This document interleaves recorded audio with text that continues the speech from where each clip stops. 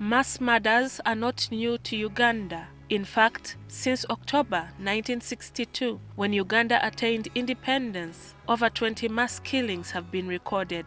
Some of them include the Barracks massacres of January to July 1971, the Shema massacre of 1979, the Ombachi massacre of 24th June 1981, the Operation Bonanza massacres in June 1983, the Atiak massacre of April 1995, and the Chiwetere massacres of March 2000, the Balonyo massacre of February 2004, and the Kasese massacre of November 2016.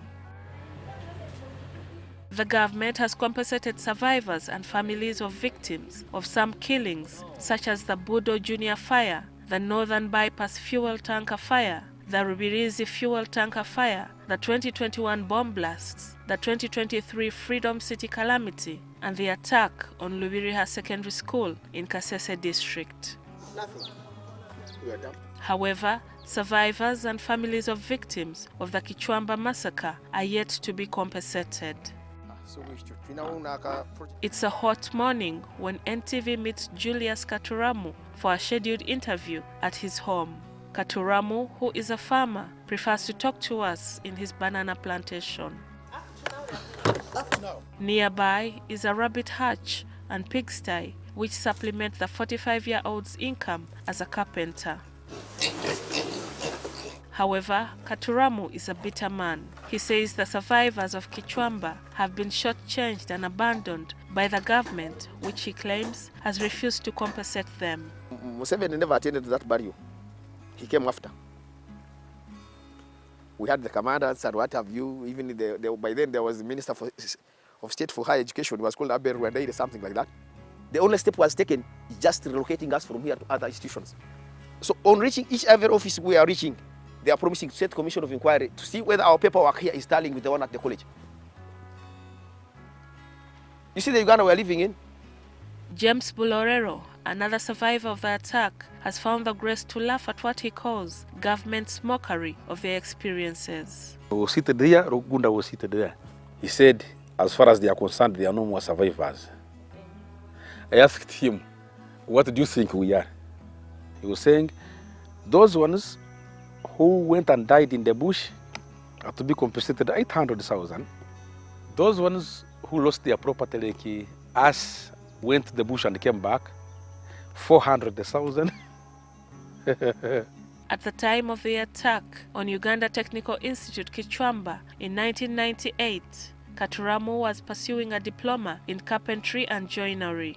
The remains of our brethren were wrapped in polythene papers. They were buried in a mass grave. That's where I thank my Almighty God. I ask myself several questions. Who am I? Was I bigger than those ones who were killed? And had they wanted to burn the whole school, they were going to burn. And they had the capacity of capturing all of us.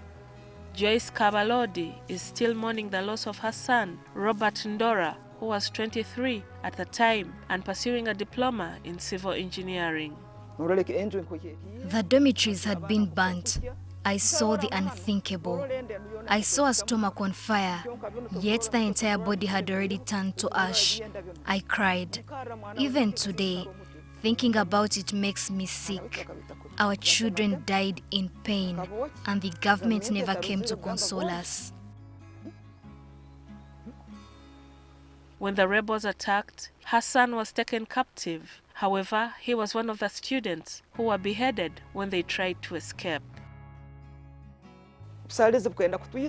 Many people came here to my home to console my family, but I never saw a government official among them. Last year, people who were celebrating end of year died. Their families were compensated, but we who lost our children who had gone to school, what is wrong with us that no one cares about us? Kate Manyindo also experiences the same pain. Her son, James Muyomba, died in the Kichwamba Inferno. It was a rainy morning. Someone told us that Kichwamba students had been burnt. I rushed to Buhinga Hospital.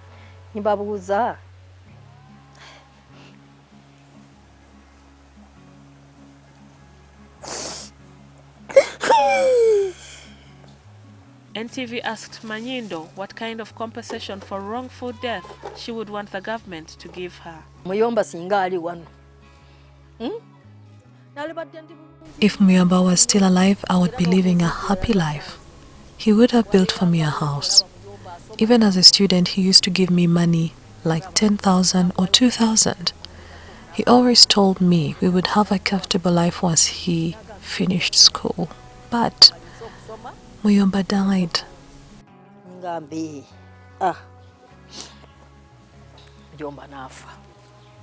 Losing a loved one through an act of terrorism can be particularly devastating. The grieving process can seem endless, especially when the ones grieving are convinced that no one cares about their loss. While no amount of money can take away the pain of losing a loved one, it can ease the burden of dealing with the costs associated with the incident. Gillian Nantume, NTV Tonight.